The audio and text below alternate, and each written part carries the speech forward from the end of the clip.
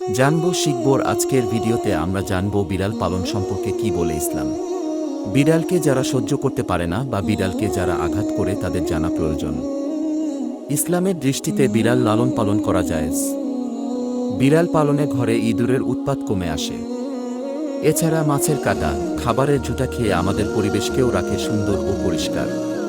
ইসলামে বিড়াল পালনকে যতটা সমর্থন করা হয়েছে আর কোনো পোষা প্রাণীকে এতটা করা হয়নি। বিড়াল পালনকে উৎসাহ দিয়ে অনেক হাদিস ও মাসালা রয়েছে।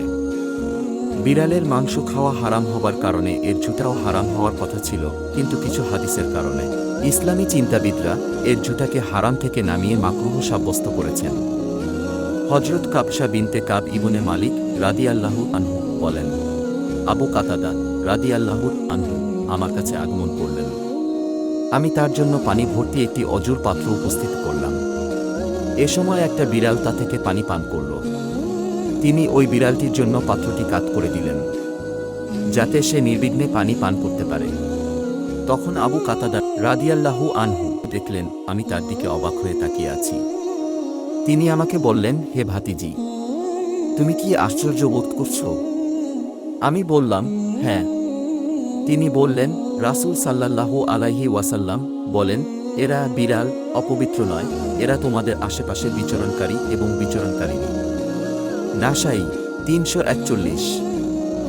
মহান বি রাসূল সাল্লাল্লাহু আলাইহি ওয়াসাল্লাম এর কালজয়ী শিক্ষাদর্শন সাহাবীর বিড়াল প্রীতি।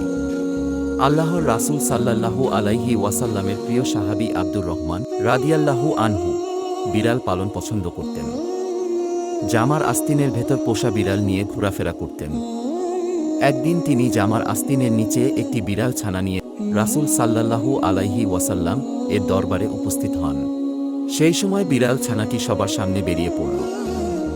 এ অবস্থা দেখে রাসূল সাল্লাল্লাহু আলাইহি ওয়াসাল্লাম তাকে রসিকতা করে ইয়া আবু হুরায়রা অর্থাৎ হে বিড়ালের পিতা বলে সম্বোধন করলেন। তিনি সরল বোকা মানুষের মতো মুচকি হাসলেন। প্রিয় শিক্ষকের এই ডাকটা তার মনে ধরেছে খুব। সিদ্ধান্ত নিলেন নিজের নামটাই বদলে ফেলবেন। আসল নাম আব্দুর রহমান ঢাকা পড়ে হয়ে যান আবু হুরায়রা, বিড়ালের পিতা। এরপর থেকে তিনি আবু হুরায়রা নামে খ্যাতি লাভ করেন। সহিহ হাদিসের সর্বোচ্চ পরিশুদ্ধ বর্ণনাকারী হিসেবে তিনি আবু হুরায়রা নামে পরিচিত। রাসূল সাল্লাল্লাহু আলাইহি ওয়াসাল্লামও তাকে এই নামেই ডাকতেন। আবু হুরায়রা রাদিয়াল্লাহু আনহু আহলে সুফফার একজন সদস্য ছিলেন এবং একনিষ্ঠ জ্ঞান পিপাসু ছিলেন।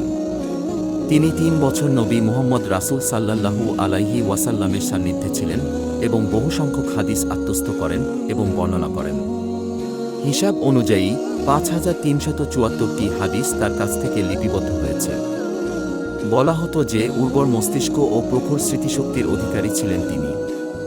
বিড়াল একটি পবিত্র প্রাণী।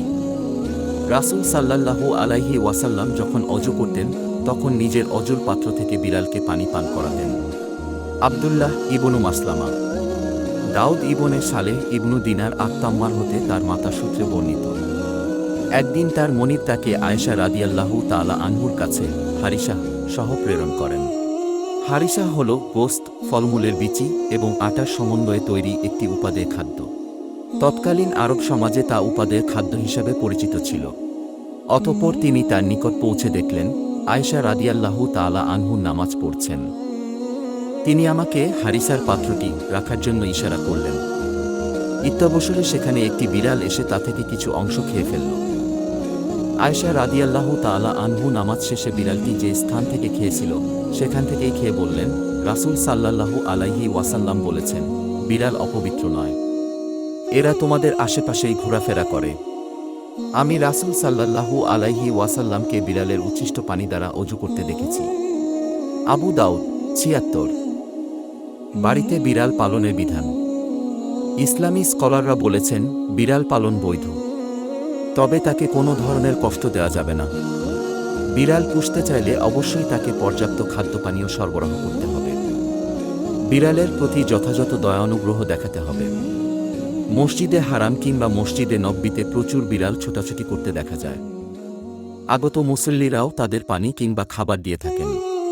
রাসূল সাল্লাল্লাহু আলাইহি ওয়াসাল্লাম বলেন, এক মহিলাকে বিড়ালের প্রতি অমানবিক আচরণের কারণে আযাব দেয়া হয়। সে বিড়ালকে বন্দী করে রাখে। এ অবস্থায় বিড়ালটি মারা যায়। বন্দি করে রেখে বিড়ালটিকে কোনো প্রকার খাবার বা পানি দেয়নি, এমনকি ছেড়েও দেয়নি, যাতে করে বিড়ালটি জমিনের পোকামাকড় খেয়ে বাঁচতে পারে। মুসলিম 5745। পরিষ্কার পাত্রে খাবার ও পানি দিন। বিড়াল পরিষ্কার পরিচ্ছন্ন থাকতে পছন্দ করে, সেজন্য মাটিতে বা বালুতে গর্ত করে সেখানে মল ত্যাগ করে ঢেকে দেয়। এছাড়া উন্মুক্ত মল থেকে গন্ধ ছড়ায় এবং তা তার শক্তিশালী প্রতিপক্ষকে উপস্থিতি জানিয়ে দিতে পারে। বিড়াল পালন করা কঠিন কিছু নয়, বরং একটু যত্ন নিলে সে সুস্থ ও সুন্দরভাবে বেড়ে ওঠে। সে মূলত মাংসাশী প্রাণী। খাবারের পাশাপাশি বিড়ালকে পানি পান করানো খুবই জরুরি। আপনার ঘরবাড়ির আশপাশে কোনো একটি পরিষ্কার পাত্রে পানি রেখে দিতে পারেন তাদের জন্য। বোবা প্রাণীগুলো মুখ ফুটে বলতে না পারলেও খাবার পানি খুঁজে ঠিকই। মানুষের একটু ভালোবাসা পেলেই তারা কাছে আসতে চায়। আপনার অপ্রয়োজনীয় খাবার ডাস্টবিনে না ফেলে বিড়ালকে খেতে দিন। পোষা পশু পাখি সহ আল্লাহর যে কোনো সৃষ্টির প্রতি দয়া করলে মহান আল্লাহ তাআলা তার প্রতি দয়া করেন, অগণিত সওয়াবে ঋদ্ধ করেন। আব্দুল্লাহ ইবনে উমর রাদিয়াল্লাহু তাআলা আনহু থেকে বর্ণিত, রাসূল সাল্লাল্লাহু আলাইহি ওয়াসাল্লাম বলেন, দয়াবানদের ওপর দয়ামান হলে আল্লাহ দয়া করেন। তোমরা জমিনের অধিবাসীদের প্রতি দয়া করো, তাহলে যিনি আসমানে আছেন তিনি তোমাদের প্রতি দয়া করবেন। আবু দাউদ 4941। বিড়ালের স্পর্শের বিধান। মক্কা সহ অসংখ্য গুরুত্বপূর্ণ মসজিদে বিড়ালের অবাধ অনুপ্রবেশ। এরা প্রত্যেক ইবাদতকারীর পাশেই ঘুমায়, গা ঘেঁষে বসে থাকে যত্রতত্র। মানুষের আদর ভালোবাসায় লাই পেয়ে গড়া অদ্ভুত এই বিলাসপ্রবণ প্রাণী বিড়াল। শরীয়তের বিধান অনুযায়ী বিড়ালের প্রস্রাব নাপাক। যদি কাপড়ে বা জায়নামাজে 1 দিরহাম বা তার চেয়ে বেশি পরিমাণ বিড়ালের প্রস্রাব লেগে যায়, তাহলে সেই জায়নামাজ বা কাপড়ে নামাজ আদায় করা না জায়েজ। তবে যদি বিড়ালের প্রস্রাব না লাগে, তাহলে শুধুমাত্র বিড়ালের বসার দ্বারা কোনো জায়নামাজ বা কাপড় নাপাক হয় না। কিন্তু যদি বিড়ালের শরীরে ভেজা অপবিত্র কিছু লেগে থাকা নিশ্চিত হয়, তাহলে শরীর ও জায়নামাজ অপবিত্র হবে। রদ্দুল মুহতার 1204। বিড়াল কেনাবেচা। বিড়াল ক্রয় বিক্রয় করা হারাম। বিড়াল এমন একটি প্রাণী যার মালিকানা সাব্যস্ত হয় না এবং একে খাঁচাবন্দি করাও না জায়েজ। এজন্য বিড়াল ব্যবসায়ী পণ্য নয়, কারণ বিড়াল মানুষের পাশেই ঘোরাঘুরি করে। হাদিসে বিড়াল বেচাকেনা না করতে উৎসাহিত করা হয়েছে এবং একে নাজায়েজ বলা হয়েছে। তবে উপহার হিসাবে দেওয়া নেওয়া করা যায়। আবু জুবায়ের রহমাতুল্লাহি আলাইহি ওয়াসাল্লাম বলেন, আমি জাবির রাদিয়াল্লাহু আনহুর কাছে কুকুর ও বিড়াল কেনাবেচা করার ব্যাপারে জিজ্ঞেস করলে তিনি বলেন, নবী রাসূল সাল্লাল্লাহু আলাইহি ওয়াসাল্লাম এই ব্যাপারে সাবধান করে দিয়েছেন। মুসলিম 1569।